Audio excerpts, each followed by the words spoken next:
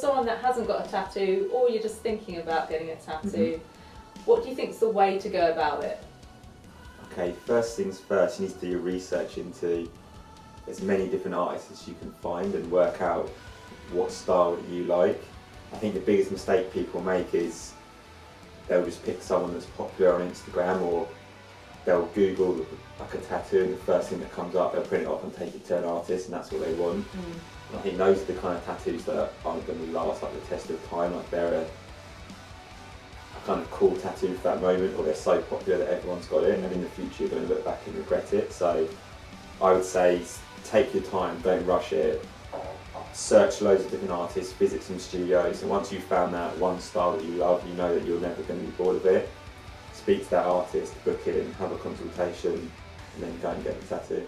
You said visit the studio. Do you think it's like important that you're comfortable in the studio you have it done and that you like the vibe of it? Yeah, definitely. I mean, I always say go to the studio and speak to the artist in person, because through email it's like most artists will get a lot of emails every day, and to keep playing ping pong back and forth through email, you're not really getting to know the person, and it's not as kind of personal. Whereas if you go into the shop and you speak to them, you get to know them on a level, and you're going to get a much better result as well. And I think most artists now work on a consultation basis anyway, so that's the way I'd go about it.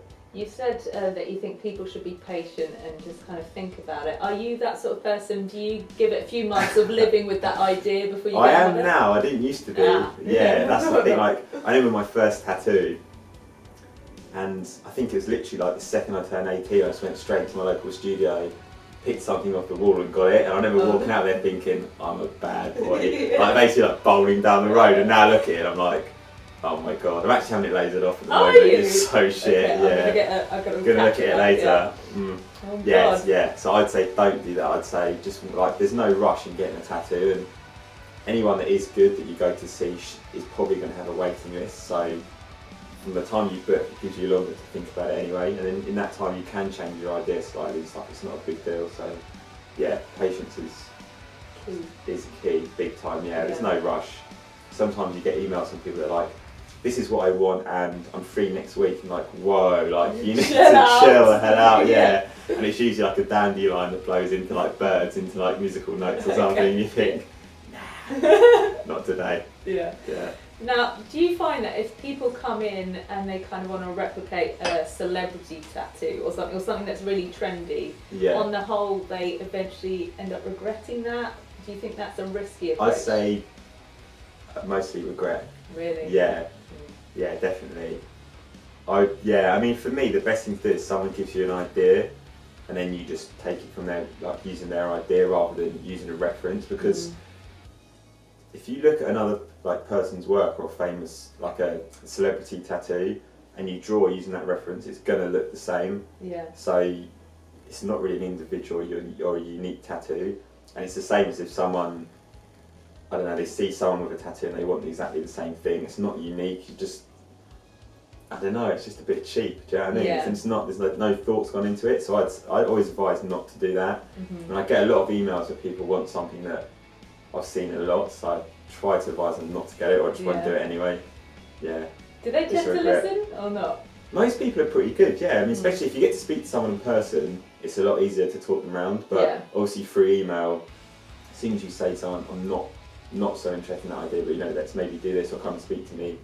Sometimes you won't hear anything back, but you know they've probably gone somewhere locally and just got it done anyway, so what can you do, you know? You don't really want those kind of people as customers anyway. You kind of want people that will listen to you and you can build a relationship with. Big collaborative thing. Yeah, exactly. Yeah, you've both got to be in on the same vibe, so like I wouldn't want to do a tattoo that I'm not 100% into, and I think obviously the customer wouldn't want a tattoo from me if I wasn't up for it anyway, so you've both got to be locked in on the idea. Yeah, you don't want to be bored when you're doing it. You might just be like, oh. Do you know what? I've done it before. Like when I was starting out, like I kind of just said yes to everything because I was so hungry to tattoo. I wanted to try everything, and sometimes you can do a tattoo and you think, oh, you know what? I'm not feeling this. Like I'm not actually loving it. It's a horrible feeling. So after that, I was like, you know what? I'm never doing that again unless I'm like 100% that that's something that I think will look cool and I want to do. I'd rather just not do it and advise them on something else. Yeah. That's probably what all tattooers should do, but I guess everyone's thinking, I want the money. Yeah, I think a lot of people do that, but then I guess it depends where you go, because at the end of the day, it is a job and you do need to make money, but Yeah.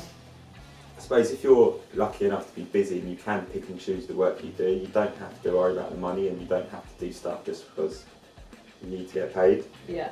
So, yeah, I think that's why it's important to pick the right artist, really. Yeah. Now, if this person wants to get a tattoo, but like friends, family, boyfriend, girlfriend don't want them to get one, what's your advice to those people? I would say maybe have a consultation and bring one of those members with you. So if it's your boyfriend that doesn't think you should get the tattoo, bring him along, or your mum or whatever, and they can sit in and listen to the consultation, have a look at the art around the studio, and get, feel the vibe. And I'm sure that it would turn their opinion around.